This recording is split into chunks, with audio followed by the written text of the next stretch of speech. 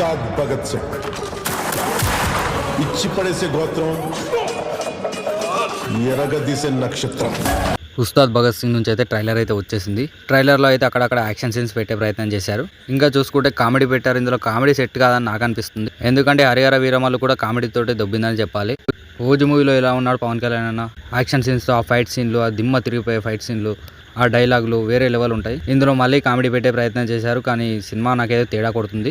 నేనైతే కామెడీ విషయంలో మాత్రం డిసప్పాయింట్ అయ్యాను. పవన్ అన్న కామెడీ టైమింగ్ సెట్ కాదని మనకు తెలిసిందే. ఇందులో విలన్ని చూపిస్తున్నారు. విలన్కు హీరోకు మధ్యలో ఏదో గొడవ ఉండబోతుందని అర్థమవుతుంది. అదే మన గబ్బర్ సింగ్ సినిమాలో ఉంటుంది చూసారా, అలాగే ఇందులో కూడా ఉండబోతుంది. ట్రైలర్ గురించి నా రివ్యూ ఏంటంటే రీమేక్ సినిమా అనేది చెప్పాలి. ఒకసారి గబ్బర్ సింగ్లా కానొస్తుండు, ఒకసారి ఓజీలా కానొస్తుండు, ఒకసారి భీమ్లా నాయక్లా కనిపిస్తున్నాడు. అన్ని సినిమాల స్టోరీ తీసుకొచ్చి ఇందులో పెట్టాడేమో అనిపిస్తుంది. డిసప్పాయింట్ అని చెప్పాలి. సరే ఇవన్నీ చేశారా అనుకుందాం, కానీ కామెడీ అయితే సెట్ కాదని నాకు అనిపిస్తుంది. దీని గురించి మీరేమంటారో కామెంట్ చేయండి.